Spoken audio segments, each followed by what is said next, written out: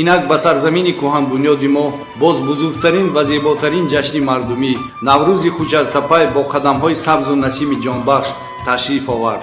ин ҷашн давоми ҳазорҳо сол ҳамчун шиносномаи миллати соҳибтамаддуни мо боқӣ мондааст. ҷашни наврӯз аслан яке аз қадимтарин ва муқаддастарин оинҳои ниёгони мо аст, ки бо фарорасиаш аз омадани фасли зебои баҳор ва ибтидои соли нави аҷдодӣ мужда мерасонад. ин мужда рамзи офариниши ҳаёт, эҳёи табиат ва оғози тозаи зиндагӣ буда, ҳамзамон чун суннати қадимаи ниёгони ориёии мо маънои пирӯзии нур бар зулмот ва тантанаи некӣ бар бадиро ифода месозад. ҷоизи зикр аст, ки наврӯз дар давоми таърихи беш аз 6000 солаи хеш бурду бохтҳои зиёдеро аз сар гузаронида, ҳамчун рамзи безаволи тамаддуни ориёӣ бо мазмуну муҳтавои зиндагисози худ то имрӯз ҷашн гирифта мешавад. сокинони шаҳру деҳоти Исфара ҷашни Наврӯзи аҷамро бо эҳсоси баланди худшиносиву худогоҳӣ, гиромидошти суннатҳои поки аҷдодӣ ва азмуниятҳои созандаву ободонии ватани маҳбуб гарм истиқбол мегиранд.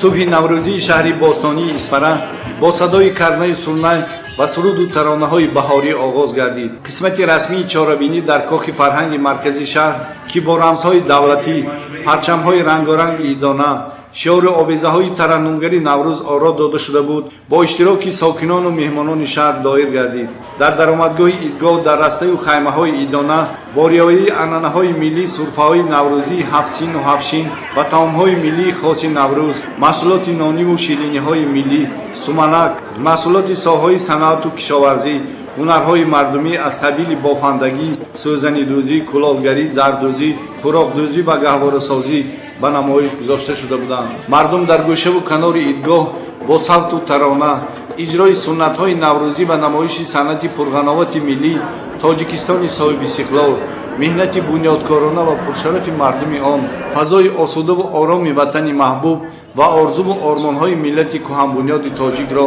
ситоиш мекарданд.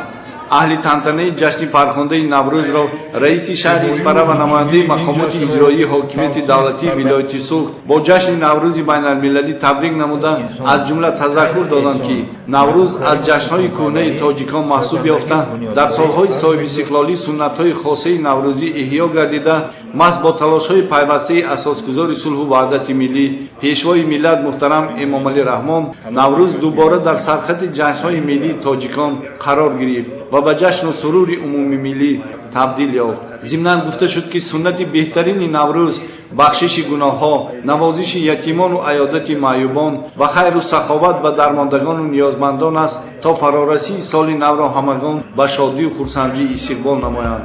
яъне Наврӯз аз қадимтарин ва башардӯсттарини ҷашнҳои рӯи замин, ҷашни баробарии инсоният, оини дӯстиву самимият, таҳаммулгароӣ ва аз дилҳо берун андохтани кинаву адоват мебошад. барои мо хушоянд аст, ки бо омадани Наврӯз ҳар як хонадони кишвари мо аз шодиву фараҳ лабрез мегардад. паёми сабзи ошноӣ ба суннату таомулҳои неку писандидии аҷдодии наврӯзӣ хурду калонро дар наврӯзгоҳҳои идона сарҷам месозад. ҳамагон дар маҳфили наврӯзӣ умеду нияти барору баракати корҳои ободониву созандагиро аз Наврӯзи фархондапай мекарданд.